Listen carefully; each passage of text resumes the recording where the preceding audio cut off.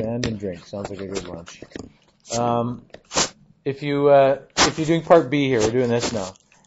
This is different, right? You have to think about the words here. Exactly one vowel, at most one vowel. That makes a difference, right? So we're focusing on that at most one vowel here. At most one vowel.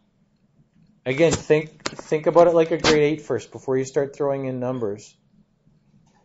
I don't mean grade 8 as though they're not that intelligent. I mean as though they don't know any of this, so their only resort would be to actually start making a list and thinking about the problem.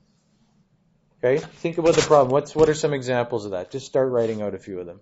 At most one vowel, what does that mean?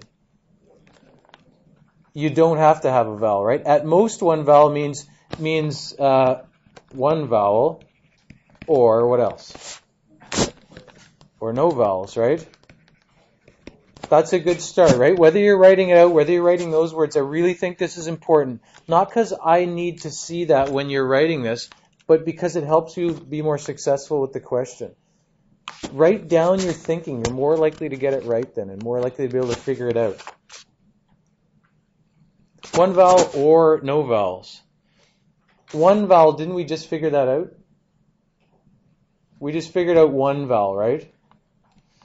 One vowel is just what we just did there, right? One vowel is one vowel and two non-vowels, right?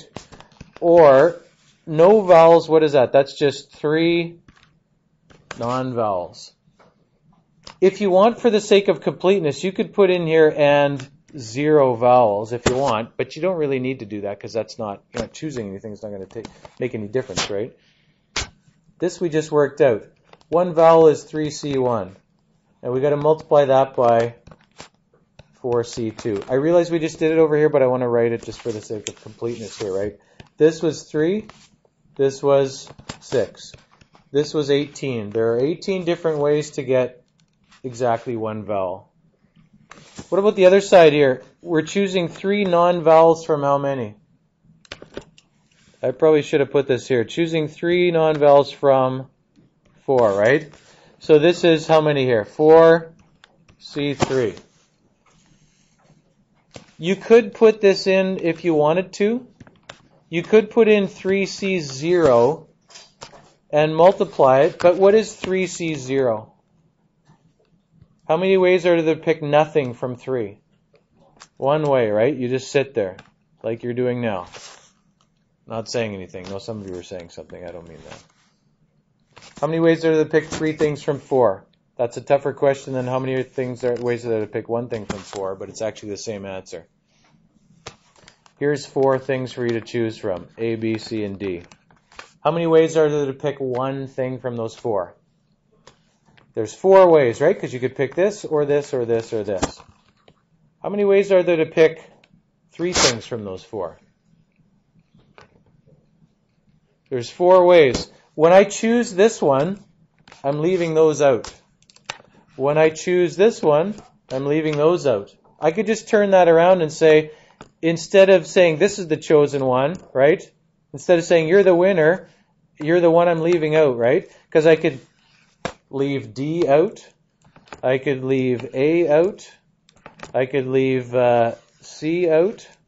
Or I could leave, what's the other one here? Leave B out, right? If you have 4 objects, 4C3 is going to be the same as 4C1. Choosing 3 is going to be the same as choosing 1 from 4 if those numbers add up to that n. Because it's the same as leaving things out, right? Choosing 3 is like leaving 1 out. Anyways, that's a little sideline thing. There are 4 different ways to do that. So 4, right? So now, the question is, what do I do with those 2 numbers? This word or here, you have to think about what that means. Now, before you say something, let's go back to the sandwich and drink thing here.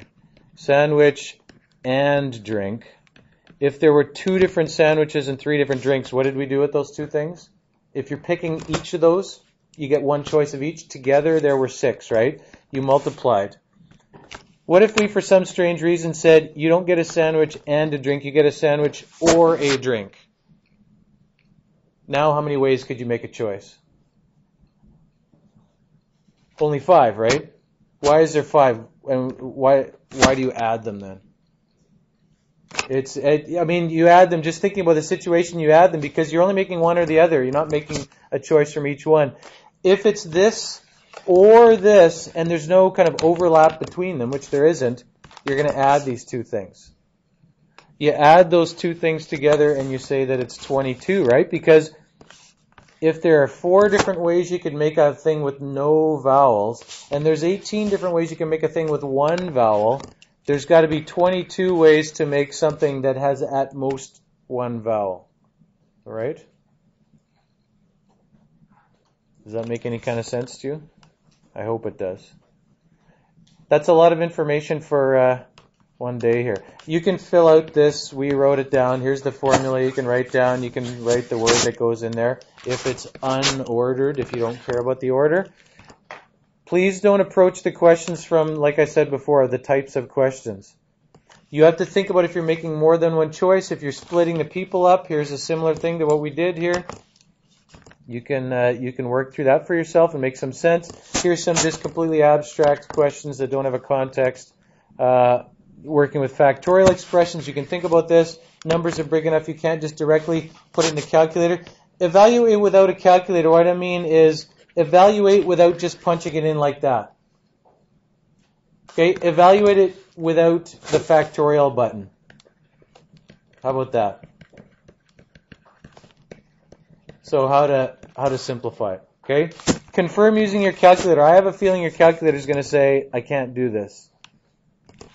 This is an H-level question at this point because I've never shown you how to do this. You have to think about how you'd expand that, how you'd simplify it. It turns into an equation that you know how to solve. You might have to reject answers. This is H-level right now. If I go through and do it, and then I give you an exact same one, it's not H-level anymore. Then it's just you regurgitating what you memorized. I would rather have you solve it first as an H-level where you have to think about it. You know how to expand that. You know how to put all the pieces in place. There's a lot of pieces, but you can do that. We will go over it, but you can start by thinking about it. Standard deck of playing cards, you can do some thinking about this. This is a visual of all the playing cards. Okay? Use combinations to figure some of these things out. Okay? There's not tons of questions here because I'm assuming you're going to do some practice as well. I realize in the past you may have been focusing on the previous unit, but now it's time to start thinking about this. The end of this is going to come up on us pretty quickly because there's only 6 sections and we just finished number 4. Okay? So work hard on this for the next week or so. I will give you the assignment for this before this weekend if you want to work on this, but there really isn't a lot of questions. It's 2 pieces of paper both sides. It's not like the previous assignment.